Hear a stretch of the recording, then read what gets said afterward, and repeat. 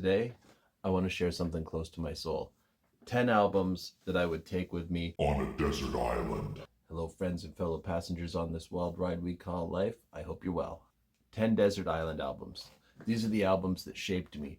They are the albums I could listen to on repeat for eternity. They're lifelines to me. They are memory maps, and they're deep in my DNA.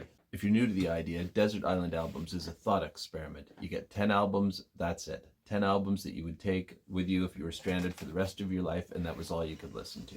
What would yours be?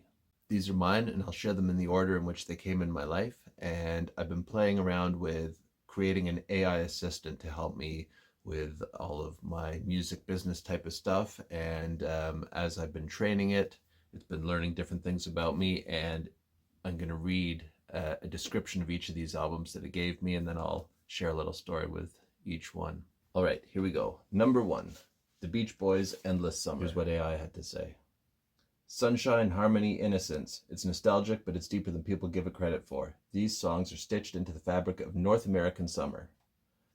Brian Wilson was writing pop symphonies disguised as beach tunes. Not specifically this album, but when I was about 5 years old, I found a best of Beach Boys tape that had all these songs on it. You know, Surfin' USA, Don't Worry Baby, I Get Around, Help Me Rhonda, Fun, Fun, Fun, all that sort of good stuff. And this was the first album I ever really dug into when I was about 5 years old, and I still love it today. Number 2, AC/DC, Back in Black. Here's what AI said. This one's bulletproof, it's raw, relentless, and totally unpretentious. Every riff is carved out of granite, every chorus is a fist in the air. There's zero fat on this thing, just pure muscle. If I ever need to get out of my own head and feel alive, this album is my reset button. Not bad, AI. This is a great album. It came to me when I was about 7 years old, and a neighborhood friend of mine gave me a copy tape of it, and I remember putting it on and probably hearing Hell's Bells first, and it gave me chills, and how heavy it was and how hard it rocked. Amazing. Number 3, Crowded House's self-titled album. AI says this. This one's quieter, but it hits deep. Neil Finn writes with this kind of invisible weight.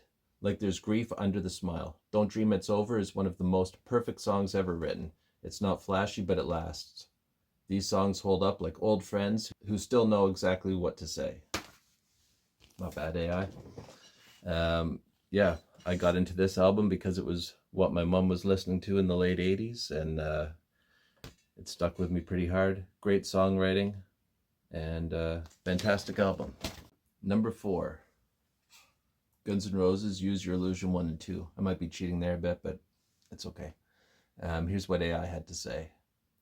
This was the wild middle chapter of my life. These albums are bloated, chaotic, brilliant, all over the place, like life.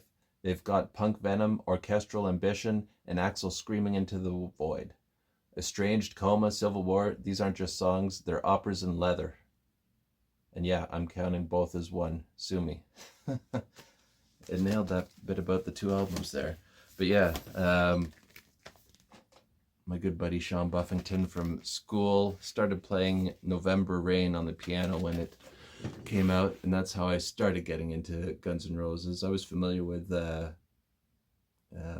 Appetite for Destruction, but once I started listening to this album and Use Your Illusion 2, it really got me hooked on these guys, and I listened to these albums nonstop on repeat for probably 2 or 3 years. Number 5, The Beatles, 1967 to 1970.